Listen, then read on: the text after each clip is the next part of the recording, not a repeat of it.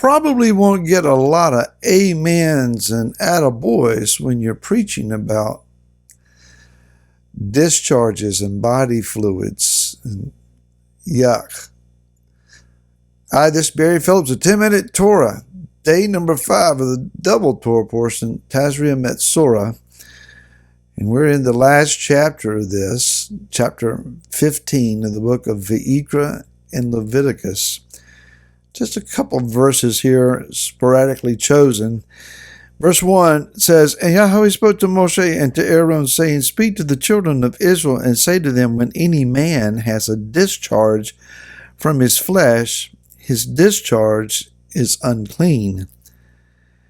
And this is his uncleanness in regard to his discharge, when his flesh runs with his discharge, or his flesh is stopped up by his discharge, it is his uncleanness. And then goes on to say that basically whatever he touches, it becomes unclean. Now, in verse number 16, it says, When a man has an emission of semen, then he shall wash all of his flesh in water and be unclean until evening. Any garment or any leather in which there is semen shall also be washed with water and shall be unclean until evening. And when a woman lies with a man and there is an emission of semen, they shall both bathe in water and shall be unclean until evening. And when a woman has a discharge, and the discharge from her flesh is blood, she has to be in her separation for 7 days, and whoever touches her is unclean until evening. And then again, basically whatever she touches becomes unclean. Let's face it, this is not Sunday school material. It's not for a lot of public discussion. These are not things that we would want to discuss with our Torah tots. We would rather deal with other issues. But the fact of the matter is, very bluntly said, people are nasty. They just are. There are folks that just are too willing to live in their filth and their uncleanness, and they don't care. You go on a trip, you have to stop for the use of a restroom, and you go to wash your hands. It's like, do I even touch anything on this sink? And so we use the back of our hands, and thankfully, they have the ones where you can just stick your hand under the faucet and it automatically begins to dispense the water.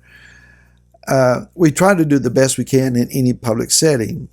You do any stays in hotels, motels. It's a challenge. Life in public is a challenge. At home, it's one thing. In public, it's something else. And if there's anything that the whole COVID deal dealt with us about, is when you get home, wash your hands.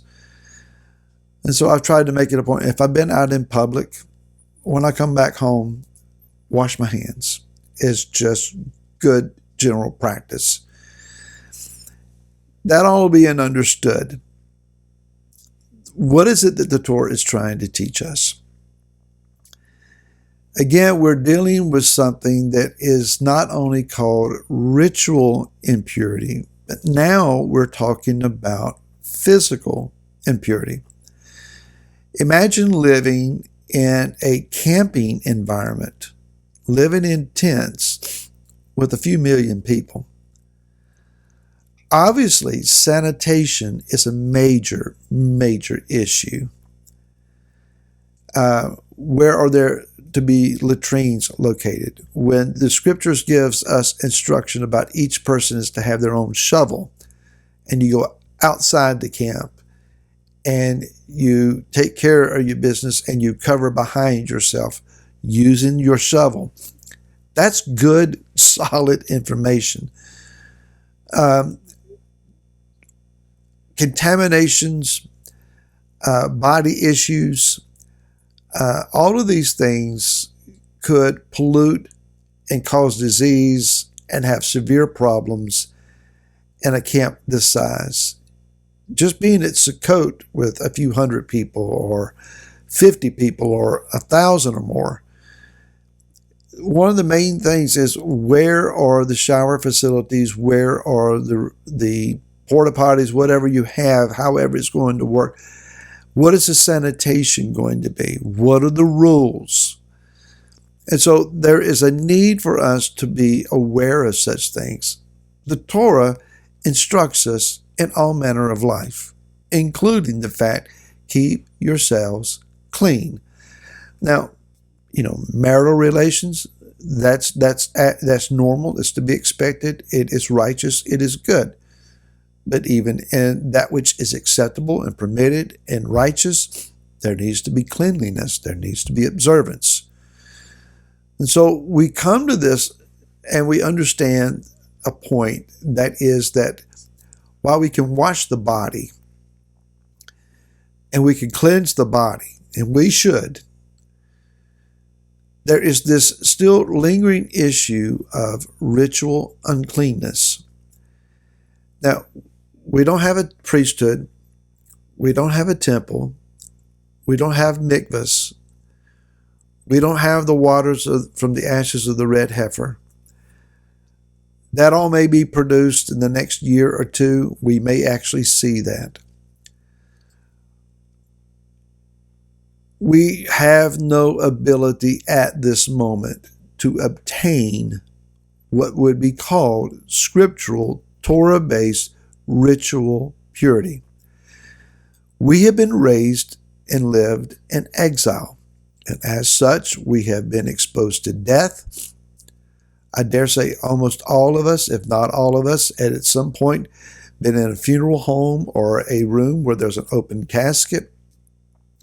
There's ritual impurity.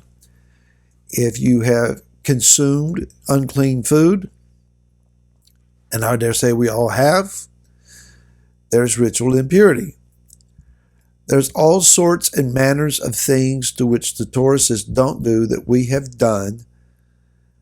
Even when we come to Messiah, our sins are forgiven. Ritual impurity doesn't say that we're walking in sin. Ritual impurity says that we're not allowed in the temple environment. Well, we don't have a temple, so I'm not worried about it. But there is still a need. So what do?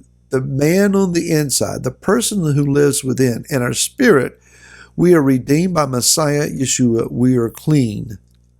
It's this body that is ritually unclean. What do? How will this work out?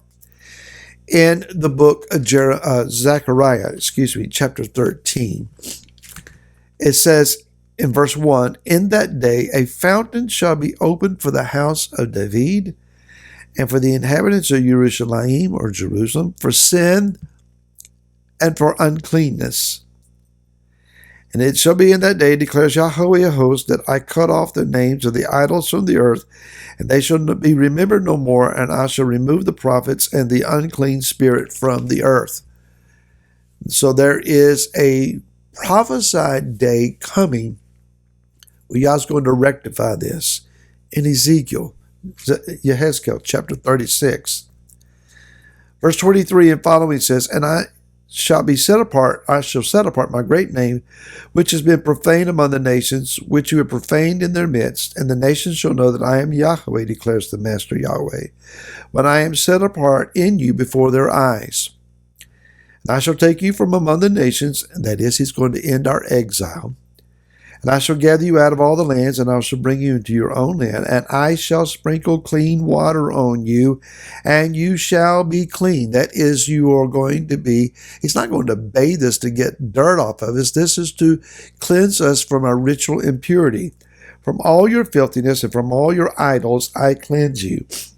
And I shall give you a new heart, put a new spirit in you, take the heart of stone out of your flesh, and I shall give you a heart of flesh, and put my spirit within you, cause you to walk in my laws, guard my right rulings, and shall do them." In chapter number 39, he repeats much of the same thing, saying that he is going to bring back the captives, and when he brings them back, that he is going to set us apart in the eyes of the nations, and that he is going to pour out his spirit upon the house of Israel. He's going to do these things for us. Yah is going to correct our ritual impurity. Shabbat Shalom. Be filled with the Spirit. Be cleansed. Be made whole. And enjoy the presence of the Most High. We'll see you again next week. Until then, Shabbat Shalom.